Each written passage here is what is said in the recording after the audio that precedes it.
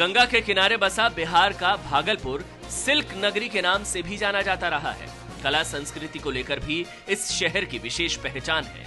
रविंद्रनाथ टैगोर, शरद चंद्र से लेकर अशोक कुमार और किशोर कुमार की यादें भागलपुर से जुड़ी हैं।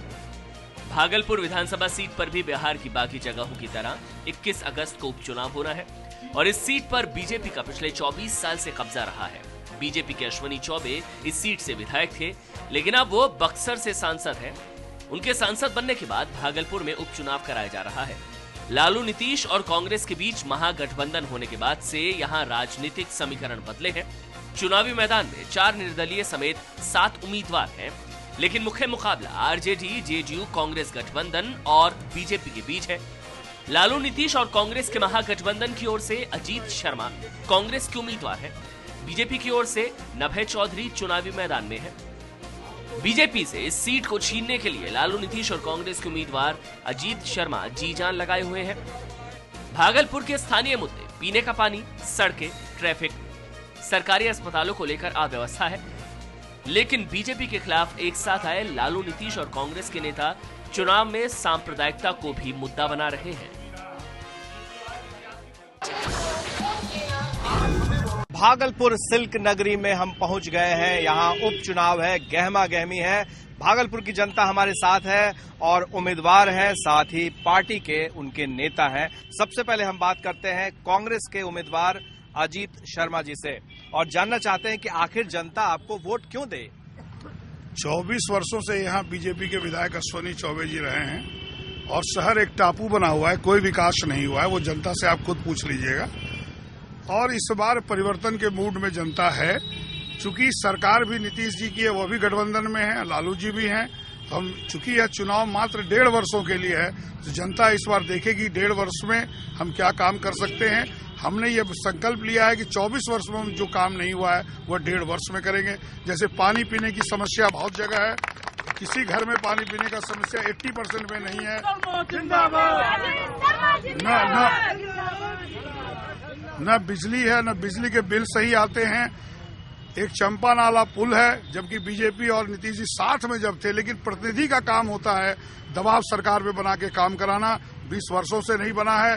बाईपास आज विक्रमशिला पुल बने हुए आज शायद 15-20 वर्ष हो गए, बाईपास नहीं बना। नो वैकल्पिक बाईपास बना, जो जाम की स्थिति आप शहर में देखोगे। आप तो अपना पोल खुद ही खोल रहे हैं, क्योंकि आप नीतीश जी के साथ आ गए हैं।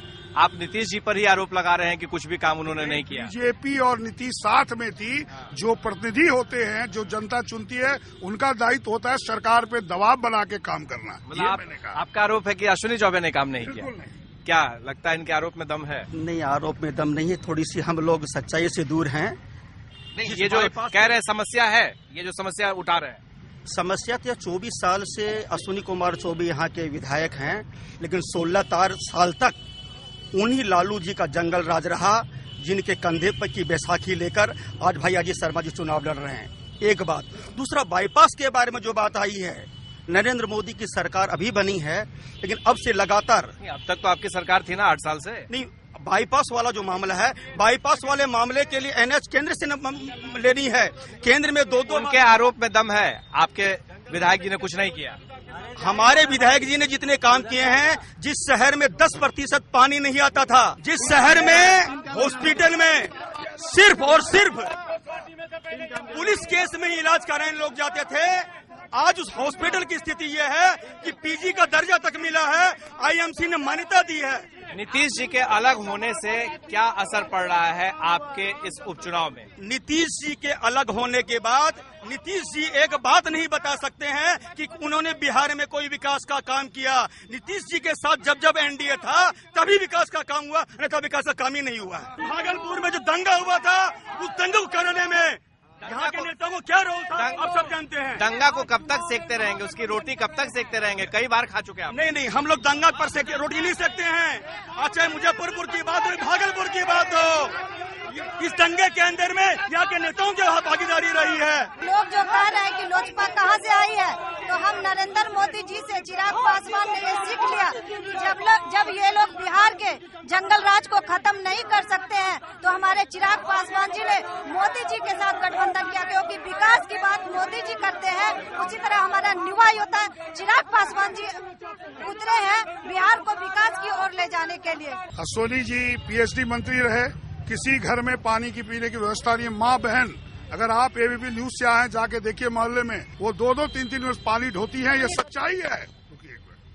स्वास्थ्य मंत्री रहे, आज कोई भाई बहन बीमार पड़ जाए, चाहे वो बीजेपी, कांग्रेस, जदयू किसी के रहे, जनता को कोई समुचित इलाज नहीं है हॉस्पिटल में। आप उसको पता लगाइए। 20 दिन पहले गठबंधन हुआ है और इस बार चुनाव जीतेंगे, निश्चित जनता का चुनाव है और सब काम होगा।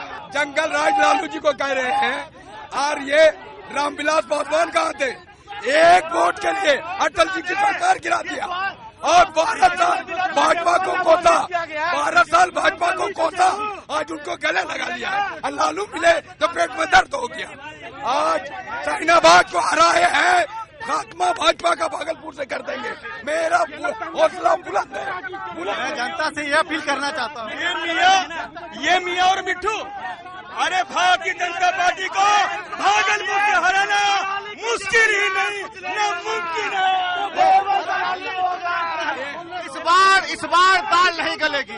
जनता को इन्होंने बेवकूफ बनाया है और जनता इस बार भाजपा को आना चाहती है। मैं एक बात जानना चाहता हूँ, इन्होंने दंगा की बात की, 25-26 साल यहाँ दंगा होते हो गया है। हम नया युवा है, हम लोग उससे उभरना चाहते हैं। ये दंगा की बात करते हैं, कभी गुजरात की बात, अब भागलपुर की बात कर रहे हैं। और ये बताएं कि कीर्ति आजाद कहाँ है? कीर्ति आजाद किस पार्टी में? भगवान आजाद के बेटा इनकी ही गोद में खेल रहे हैं। वो उनको बताया जाए, जिस राज्य के मुख्यमंत्री का बेटा एक होटल में रंगरेलिया करते हुए पकड़ा जाता है, वो कैसा राज्य का विकास करेगा? राज्य का विकास क्या करेगा?